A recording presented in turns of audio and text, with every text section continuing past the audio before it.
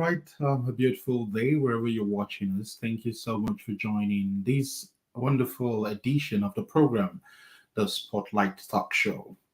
Well, I would say summer has come and gone again, and here we are. We're getting ready for, the weather all over here, especially for most of us viewers in the North American part of the world. It's beginning to get cold again, and we've got no choice. We got to keep moving. I'm going to just urge all our wonderful audience to please, dress to match, the weather so that you don't fall sick. A lot of people have been sick, and my prayers are out to people who actually fell sick due to the weather change. So it's on this note welcoming you formally to another exciting edition of your talk show, which is the Spotlight Talk Show.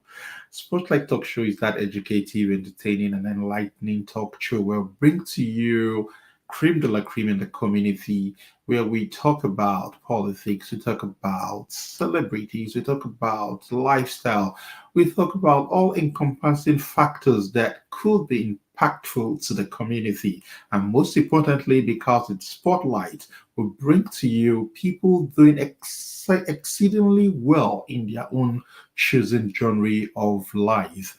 And today, it's not going to be an exceptional edition because we're still going to be doing the same thing. We have a guest who I'll be bringing your way on this episode.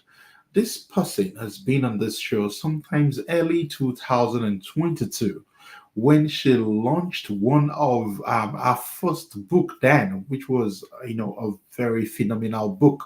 I'm talking about the Benin Kingdom.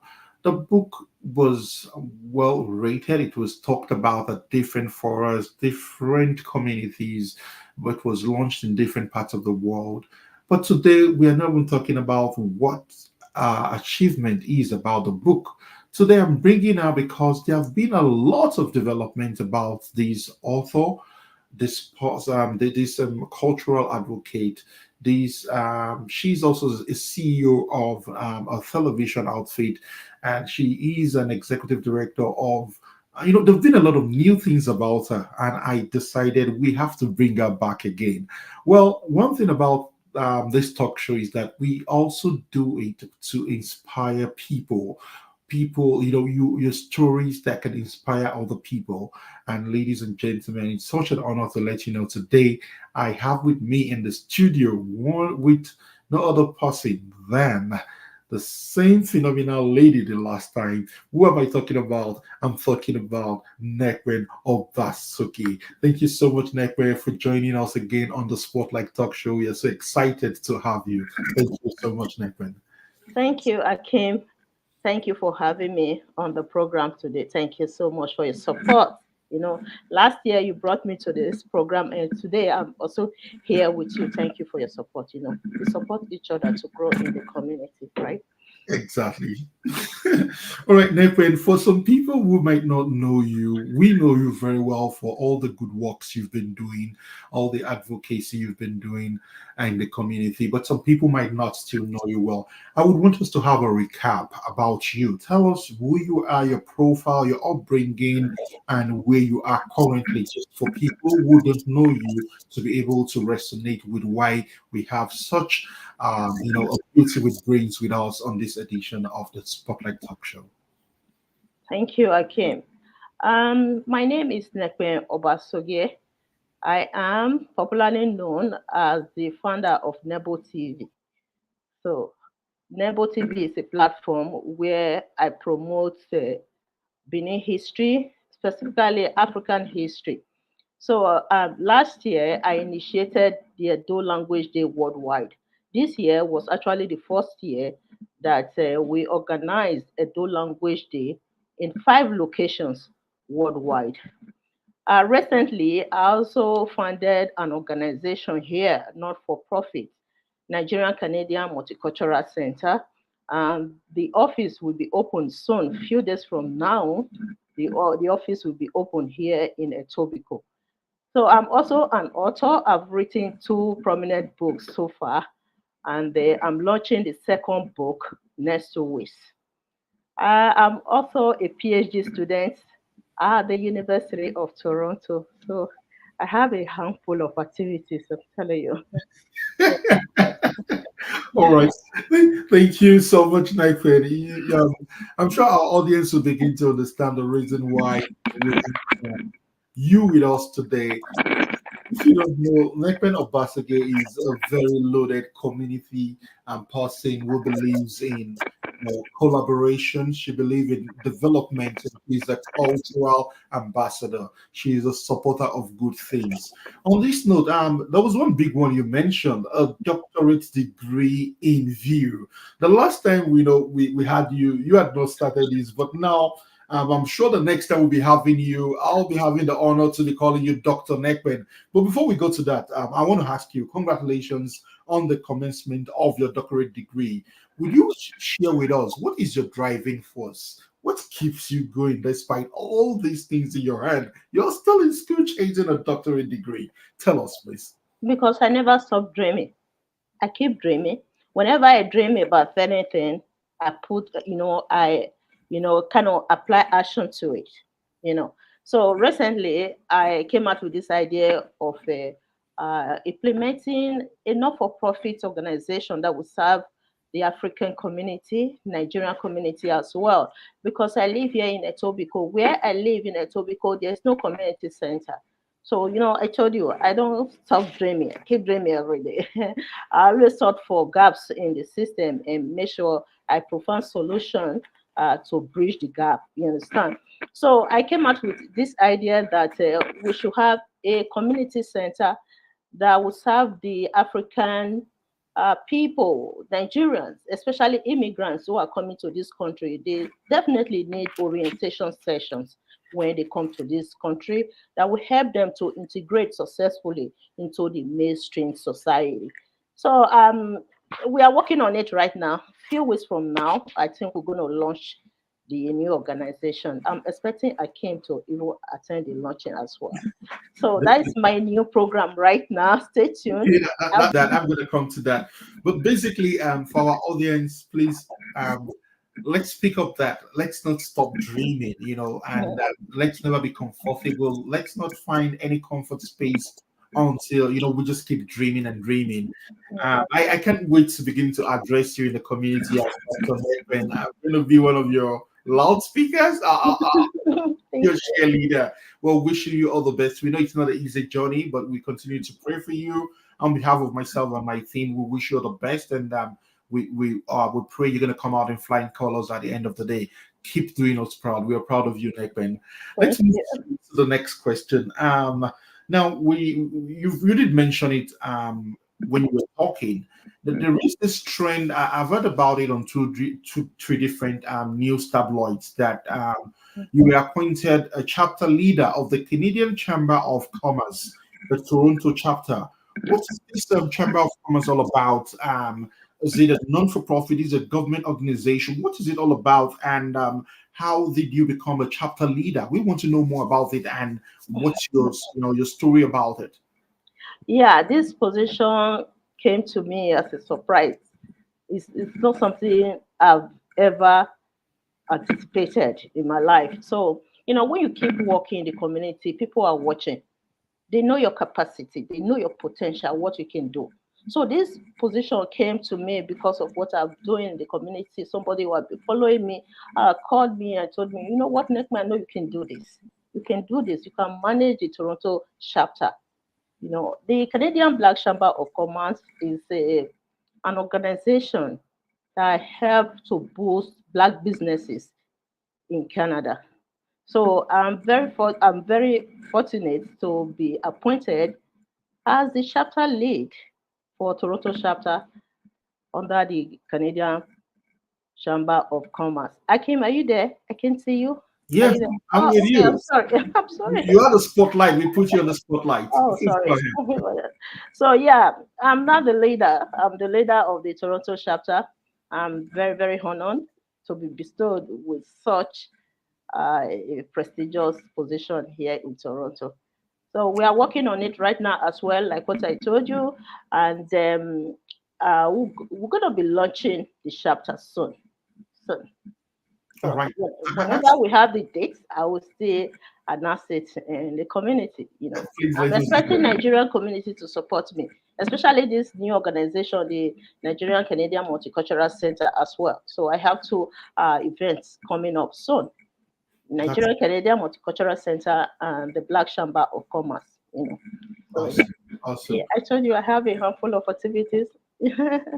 Wow. Yeah, That's no dull moment at all, no leisure time. I'm telling I you. can imagine. We're going to come to that because how you're doing all this, we need to study you and learn from the process. Okay. Now let's talk about one other thing again that was trending, and the last edition was, really, really great. It's called the annual Edu Language Day. It's a worldwide initiative. I want to ask, the first question is, are you the convener of this movement? Of course, yes.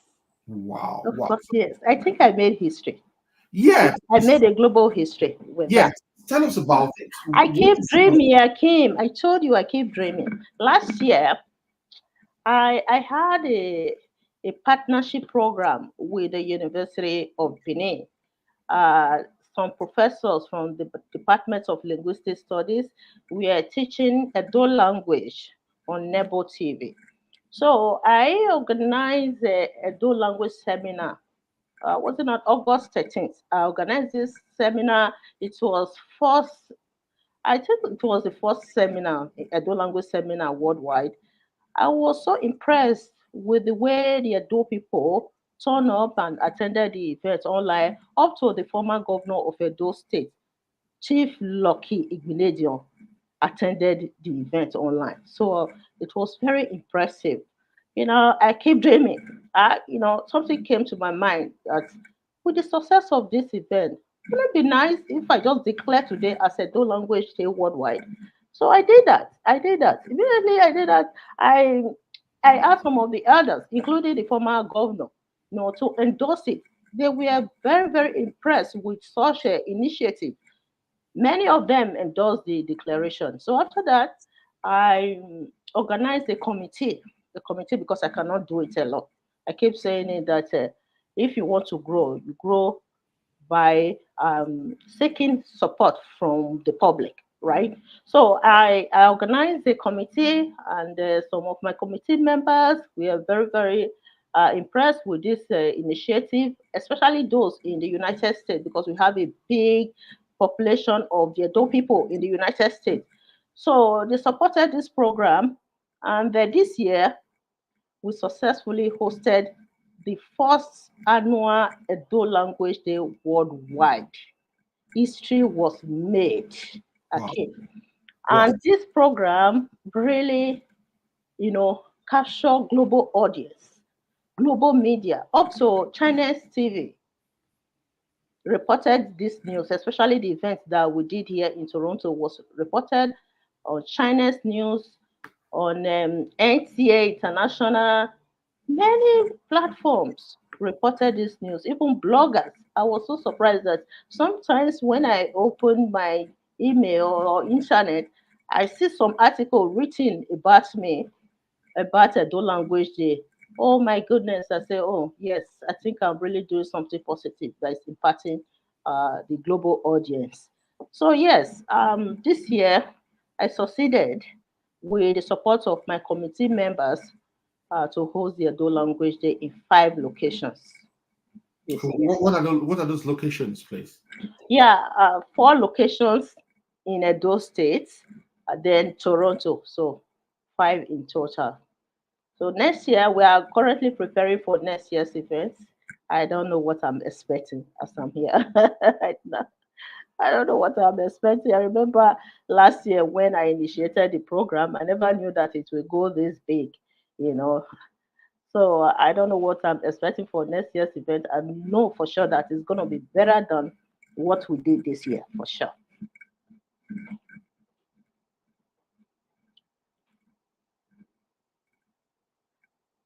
Hello, Akim. Can you hear me? Yeah, I can hear you now. Okay, yeah, okay. So, what we're saying is, the Edo language. I is there just one particular language that is a Edo language? Because I understand from Edo is a state in Nigeria, and there are different languages on the Edo state. So when you say Edo language, like is it one particular language, or you guys tend to teach different languages from on Edo state? Good question, Akim. Very good question. Yes, Edo language is the dominant language, while other we call them dialects according to the definition of some of Edo linguistics. They said the Edo language is the language, while others are the dialects. So we hosted it in 4 locations. In that 4 locations, Benin City is the Edo speaking senatorial districts.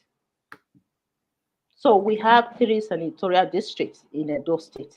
So in the South senatorial district, we have the Edo speaking population, the Benin people. Okay. So I'm from the Benin ethnic group in Edo State. But other languages, we call them dialects, like the Esan in the Edo Central, and then Edo North, we have the Afema, we have the Okbila people. So those are dialects. When they speak, I can understand. So when I speak, they can also understand. I think you guys also have something similar like that in the Yoruba land as well, right? Very well, Yeah. yes. So we can hear each other, but the problem is that it's a little bit different. You know, when you travel a few kilometers from one village to another, the dialects will change a little bit, something like that. Yeah. Yeah. So yeah. Oh, we successfully hosted it. You know, what even makes the event so unique was that first time in the history of the state that Edo Language Day was hosted worldwide. And moreover, not just only in Benin City, but in the 3 senatorial districts of Edo State. The program, give preferences to every dialect of Edo State to use their indigenous language or indigenous dialect to celebrate the Edo Language Day. If, for instance, somebody who is in the Edo Central who is not speaking the Edo language can use the Esan language to celebrate Edo Language Day. So that is how we structure the program. So it was very successful, very, very successful. Awesome, awesome. All right, we want to take a very short break. We're 17 minutes into the talk show, and we'll take a very short break. And after the break, we're going to come back. I want to revisit the Nigerian Canadian Multicultural Center initiative because for me, I think it's really something that the community can really leverage on. It's something we should all come together and support. But before I come back to you, let's take this short break, and we're going to be right back.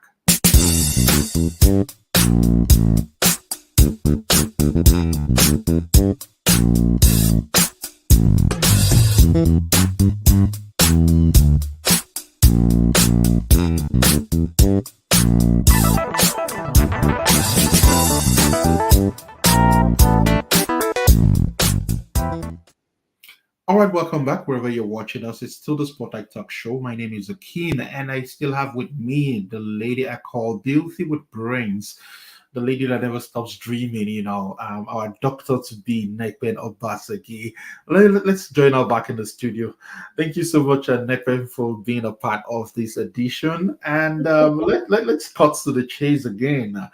The Nigerian Canadian Multicultural Center, what necessitated this initiative? Where are you coming from around it? I think I explained at the beginning. I think I have to recap. So this organization was implemented based on the gap in the system. I realized that we don't really have one core organization here in Toronto, that provides services to Nigerians, especially Nigerian immigrants in Toronto. So this organization will help to enlighten, especially orientation programs for newcomers. So as a Nigerian person coming to Canada, a new immigrant, you definitely need orientation session from your own community that will help you to integrate successfully into the mainstream society. So I realized that we don't have such in Toronto. That was the reason I came up with this idea with my big dream. And We are working on it right now. I think next time I will give you more details about our programs and what we really have to offer our community, our Nigerian community. Awesome, awesome. Okay, just like you said, you're gonna keep us, posted Updated. on more information on how the Mm, community can mm, benefit. But at this point, my clarion call on behalf of Extra Media is that we would say that we should come together and support this kind of lofty ideas, and as a community, we should rally around and make sure that mm, this really sees the light of the day. I do agree with you in all fairness that one of the most difficult or major problem a lot of people, new immigrants have had in this community is the kind of information that is readily available to them. And most of these are all just hearsays. And most of them are just depends on the people you meet when you come in. And mm, if care is not taken, that means to reflect how your lifestyle or your altitude at which you can attain dreams would be limited. It depends on the information and the gathering. So when an organization like this comes to limelight, I think it's going to be a very good one whereby it's going to be a very inspiring, cerebral challenges, proper landing orientation, because there is a lot of differences. And I wish, you had this, on back as far as when some of us came into the country, it mm, would have been a very good one. mm. However, we're wishing you all the best, and we are assuring you that from our ends at Extreme Media, we're going to do everything to support this lofty vision of yours. And this drives us to the next question. Now, in terms of the last time we had you on this show, we were talking about one of your book, The Great Benin Kingdom. Interestingly, when you were to come back this time again, I went online and I realized that you have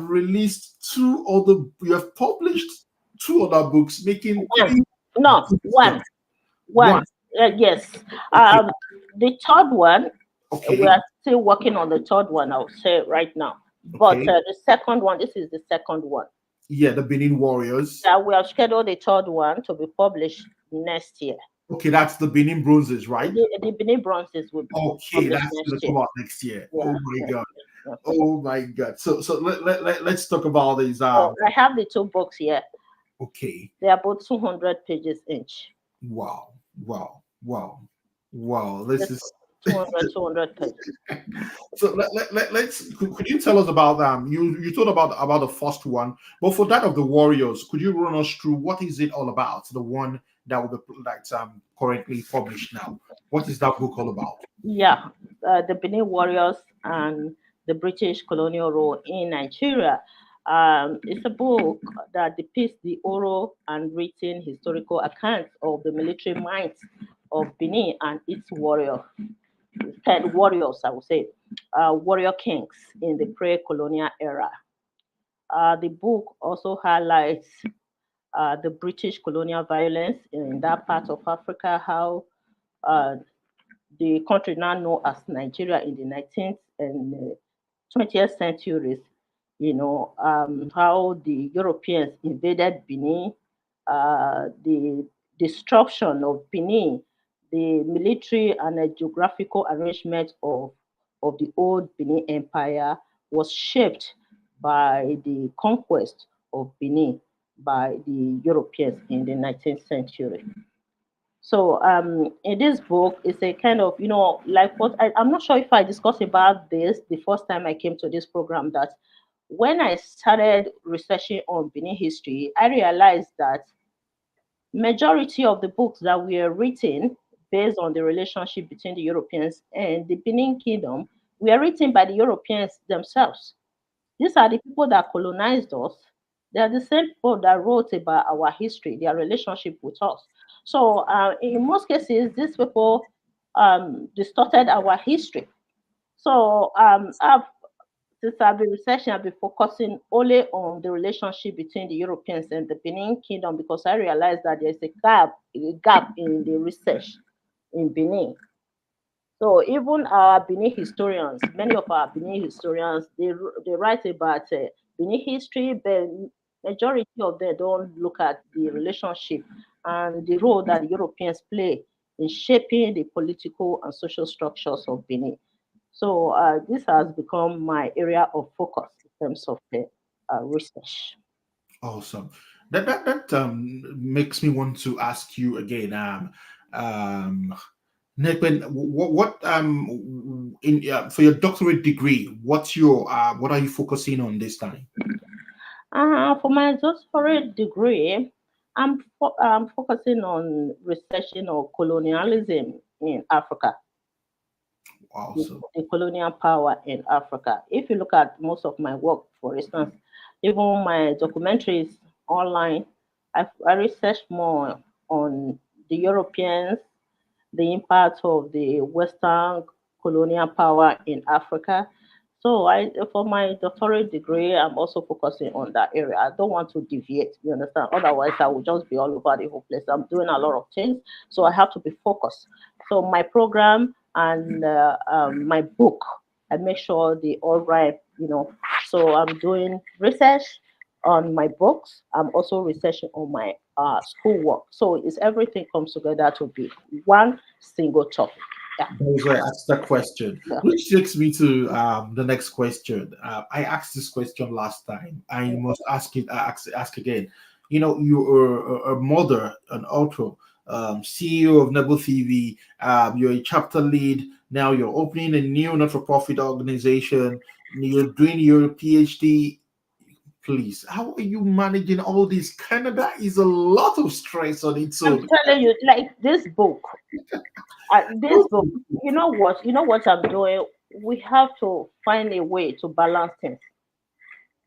Maximizing our potential is very important. So when I was going back to school, I sat down and think about what exactly am I going to do going back to school at this age with my book writing and everything? I said, I have to take a program. I have to go back to school to take a program that really rhyme with my book writing. So whenever I'm writing, my book and my schoolwork is something that sometimes I do my research, and some of my research I put into my book.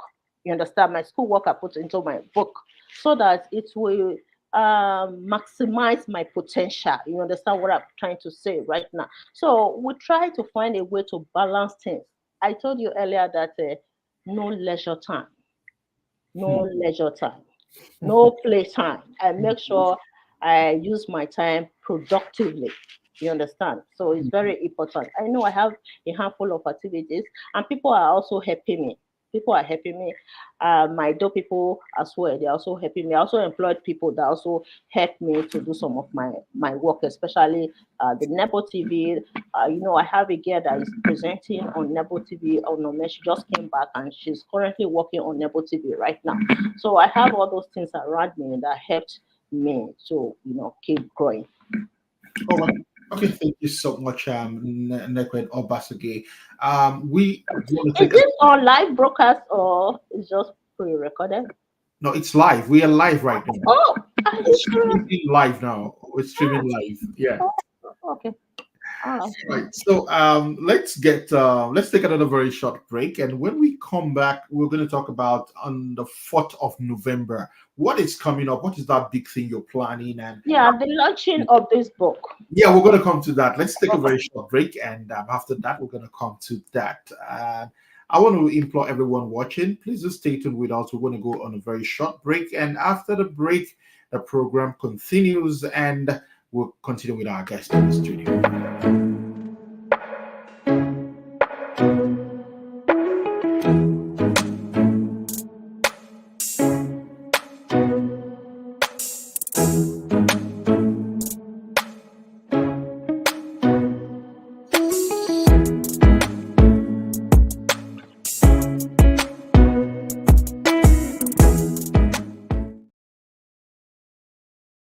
All right, welcome back wherever you're watching us. It's still the Spotlight Talk Show with our guest in the studio, NEKPEN OBASOGIE. We're joining her back in the studios right now. And NEKPEN, November 4th has been slated for your book launch. We've seen a lot of publicity all over the community here in North America. What are we expecting for the day? Yeah, on the 4th, November 4th, is the book launch. I would say the first session of the book launch because I have another book launch coming up next year. That would be the grand book launch. This one is just a small book launch because I'm so busy. I really don't have so much time to invite people. So on the 4th, I'm launching this book with another author. She's my good sister. She's coming all the way from Alberta to join me here. She's also launching her book as well. So we're going to be doing it together on the 4th, November 4th at the Abion Library. So everyone is invited to join us. I have my two books available, and I also have my children's book as well. So you can come and buy books for your children if you want history, because most of my books I write about Nigeria, not just the Benin Kingdom. You see, like this, my second book is titled "Benin Warriors and the British Colonial Rule in Nigeria." So I wrote a lot about Nigeria in this book, even in my first book. I wrote about Africa, Nigeria, and the Benin Kingdom. This is my first book. So the two books are available on Amazon. Okay. So yeah, How do we set it up on Amazon? For example, somebody who with, wants to pick it up from. with the titles, Okay. the first book. Let me quote the title for people.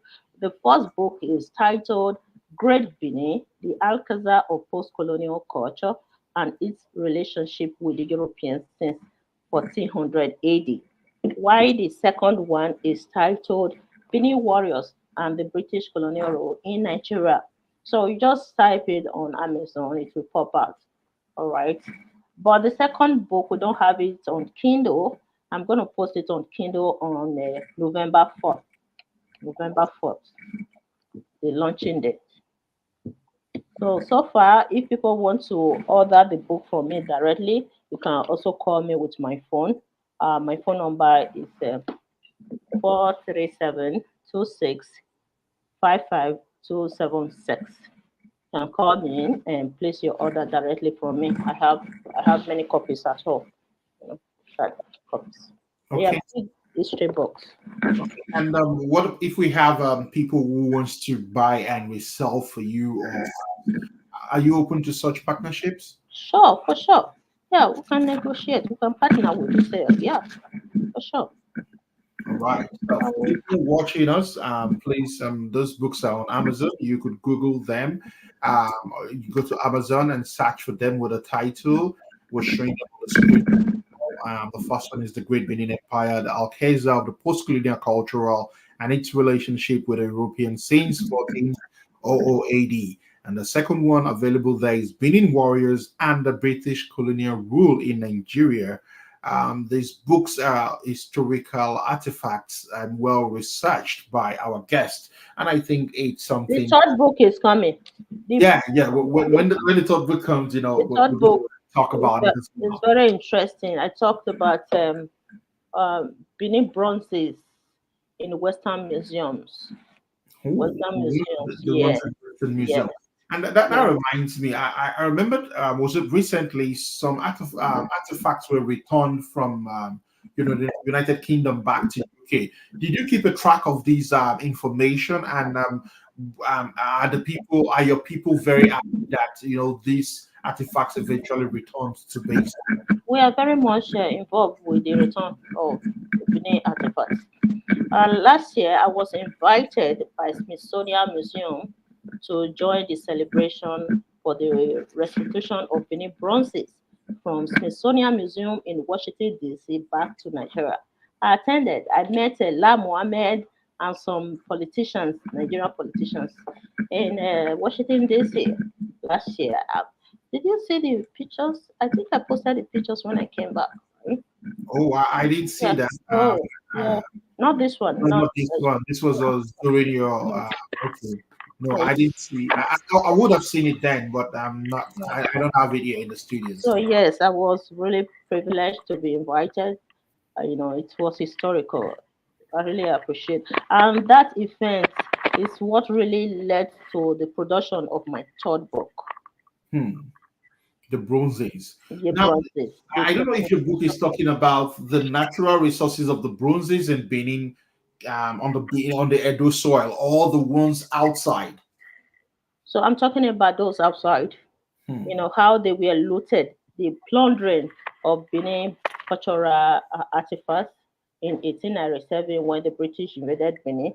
And those artifacts were disseminated across the globe, especially in Western museums.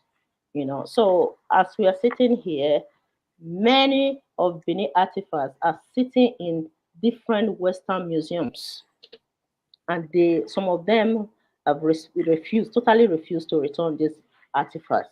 So we are still campaigning for the return of Benin bronzes.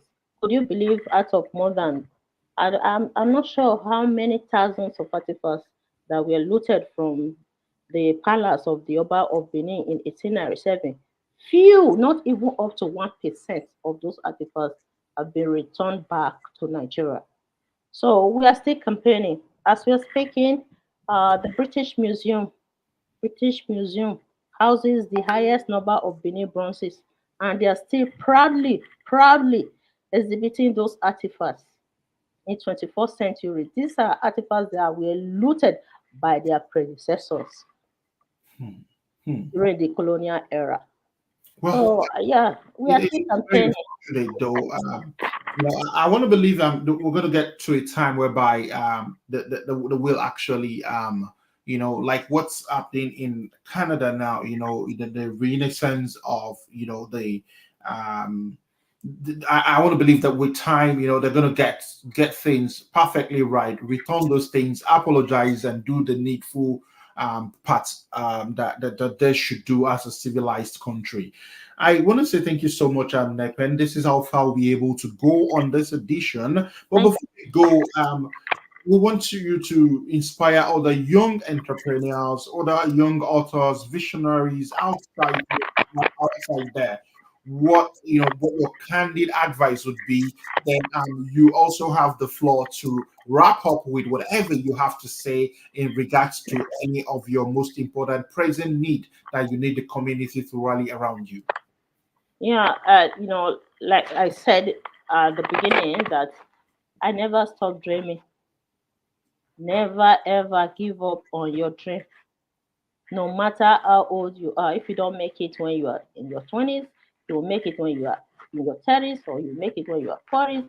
So you have room to grow. Never give up on your dream. Like me, I keep dreaming and I always apply actions to my dreams. So if you do the same thing, you must succeed. No matter the hindrances, no matter the delay, your dream, the dream that is really meant for you, must be realized. So I would like to encourage the Nigerian community to please support me, especially regarding this my new organization, Nigerian Canadian Multicultural Center. We must build a community center that will serve our people. We must work collectively and establish a robust community center. We have a very big community of Nigerians here in Toronto. We must build this community center that will serve our people. The purpose we are looking at community services, social services. We are looking at cultural aspects of the Nigerian community. The Edo people, the Yorubas, the Igbos, the Fulanis, the Hausas. We have very rich culture in Nigeria. So we have to come together collectively and support this community center. So I'm also planning to work with professionals in our communities as well. Those who are custodians of culture, those who are professionals, the lawyers, you know, are the doctors, the nurses. So we're going to work together. Interprofessional skills is something that I've built over these years because I'm a social worker. I have masters of social work. I've been practicing social work since 2019. So even this year, I went to Northern Canada to provide services for indigenous families. So I have the experience. It is time for me to use my experience to impact my community, provide services for my community. So I'm expecting Nigerians to support me, support this, not to support me, support this organization so that we'll grow in the GTA. Thank you. All right, thank you so much, Nekpen Obasagi, for joining us on this edition of the show. It's such an honor having you, and on behalf of myself and the entire Extreme Media team, we wish you all the best in every of your endeavors, and rest assured we are how to support you anytime you need us. Thank you Thank so you, Akim. Thank you. I really appreciate your support always. much. You are Thank welcome. you, and God bless you as you support Amen. me. All right, destination point is here. This is how far we'll be able to go on this wonderful edition of the program. Like I said at the beginning, my name remains Akeem, and Spotlight returns again some other time. Have a wonderful period. Bye.